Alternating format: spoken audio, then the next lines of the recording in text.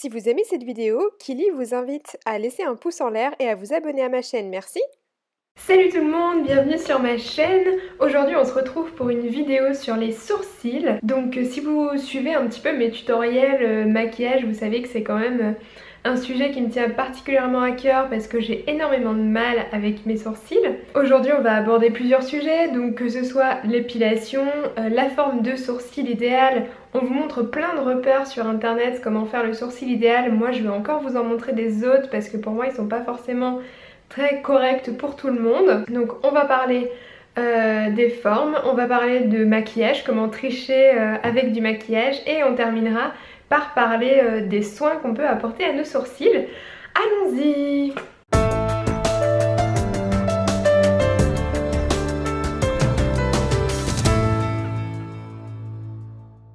Donc comme promis, on commence par parler épilation. Je vous en ai déjà un petit peu parlé dans ma vidéo sur l'épilation qui était dédiée à l'épilation. Donc les sourcils, on peut évidemment venir les épiler avec une pince à épiler. Donc ça on peut le faire un petit peu tous les jours, c'est plutôt de l'entretien. Et on peut aussi venir le faire à la cire. Donc je vous conseille déjà de le faire à la cire et de faire l'entretien à la pince, mais quand même de temps en temps de venir le faire à la cire puisqu'il y a toujours des poils qui sont invisibles, qu'on ne voit pas forcément. Et ça fait un petit duvet, donc à la cire ça sera tout de suite plus net. Ensuite, je vous le disais en intro, il y a des repères officiels pour avoir la forme de sourcil idéal. Moi je trouve qu'ils sont pas forcément adaptés pour tout le monde, donc je vais quand même garder la base de ces repères là puisque c'est les vrais repères qu'on a en tant qu'esthéticienne. Mais il faut moduler à certains moments, donc je vous explique ça tout de suite. Donc les repères que vous avez déjà vus sur internet, je pense, c'est de venir le long de l'aile du nez et du coin interne de l'œil pour venir définir en fait la tête du sourcil, le début de votre sourcil. C'est à ce moment-là que moi je trouve que c'est un petit peu... Des fois ça marche pas toujours parce que si vous avez un visage assez rond ou les yeux un peu écartés, vous allez faire ça et votre sourcil va démarrer en fait un petit peu trop tard. Donc moi ce que je fais pour être sûre que le sourcil, que je vais pas enlever trop de sourcils au niveau de la tête, je viens également prendre le repère avec le coin de la bouche. Donc je me mets au coin de la bouche, je m'aligne avec l'arête du nez et j'essaye de faire un petit peu entre les deux, de faire partir le sourcil un petit peu entre les deux parce que c'est vrai que si vous faites comme ça va vraiment écarter les sourcils et si vous avez une personne comme moi qui a un front un peu important ou quelqu'un qui a un visage rond, ça va encore accentuer cet effet là. Donc voilà, c'est important quand même de venir un petit peu corriger ça et de faire attention à ce genre de choses. Donc en prenant en compte le coin de la bouche aussi, ça fait quand même un équilibre un petit peu plus respecté dans le visage. Sinon pour les autres repères, je pense que vous les connaissez. Donc pareil, je pars toujours du coin du nez. Là je vais regarder en face, je vais aligner mon pinceau avec la pupille de mon œil et je vais obtenir en fait un point qui sera l'endroit où le sourcil doit être le plus haut. Donc votre arche doit être à ce niveau-là. Et pour le dernier point, vous allez toujours venir partir du coin du nez, vous allez prendre l'angle externe de l'œil et vous allez donc obtenir ce point qui sera là où votre sourcil doit se terminer. Ce qu'il faut savoir aussi, c'est que nos sourcils sont absolument pas symétriques et j'en suis l'exemple parfait.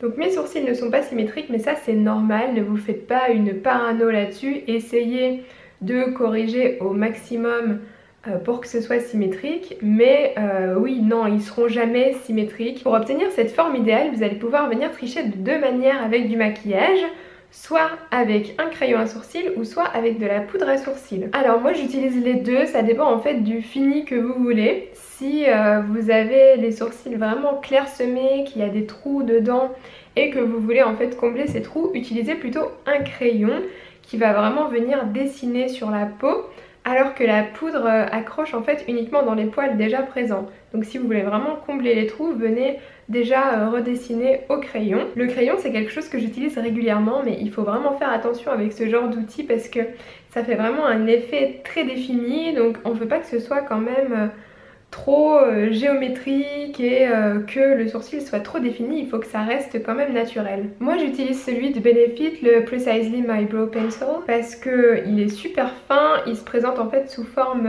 de critérium et il est... D'ailleurs j'en ai plus. Il est super fin et on peut vraiment venir redessiner les poils un à un avec ce genre de crayon. Donc comme je vous le disais, pour un effet plus naturel, vous avez toujours la poudre. Donc ça se présente généralement comme ça. Pour connaître la teinte de vos sourcils, il faudra vraiment vous fier à vos cheveux. Pour que ce soit le plus naturel possible, prenez exactement la même couleur que vos cheveux. Donc pour appliquer ma poudre, moi j'utilise un pinceau biseauté avec donc un côté biseauté et de l'autre côté un goupillon. Donc voilà, venez toujours brosser en fait le sourcil déjà pour le mettre en place avant de venir le redessiner pour pas avoir de mauvaises surprises, et brosser également après l'application du produit pour fondre le produit dans vos sourcils et que ça fasse un effet plus naturel. Ça vous l'utilisez avec crayon ou avec la poudre. Pour terminer, on va parler de soins sourcils. Donc pour les personnes qui sont un peu en mode SOS sourcils comme moi, je vais vous conseiller sur ce que moi j'ai testé, ce qui a fonctionné ou pas. Donc ce que je vous conseillerais comme soin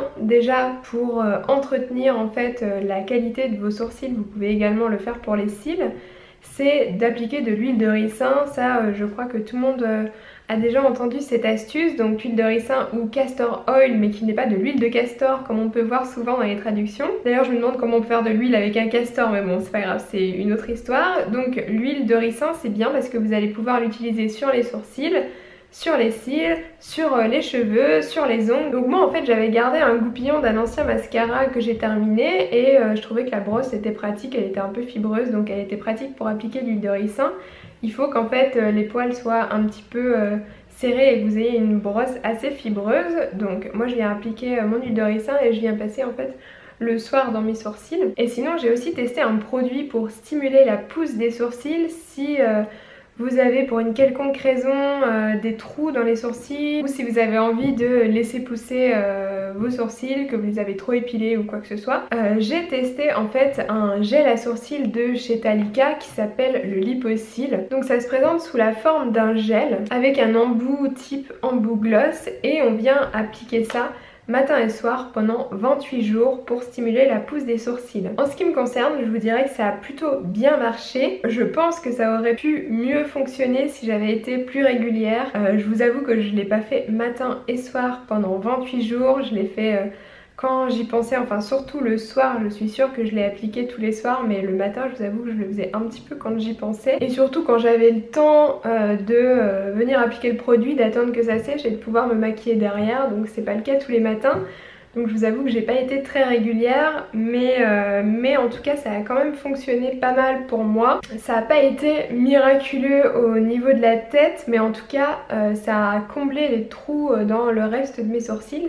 Ils sont quand même plus fournis maintenant. Faudra que je reteste quand même plus sérieusement ce soin, mais je suis en tout cas très enthousiaste parce que sans faire le traitement vraiment sérieusement, ça a quand même fonctionné. C'est également un soin qu'on va faire en cure, donc comme je vous le disais pendant 28 jours. C'est pas utile de le faire toute l'année. C'est vraiment un soin concentré avec des plantes qui va venir stimuler la pousse.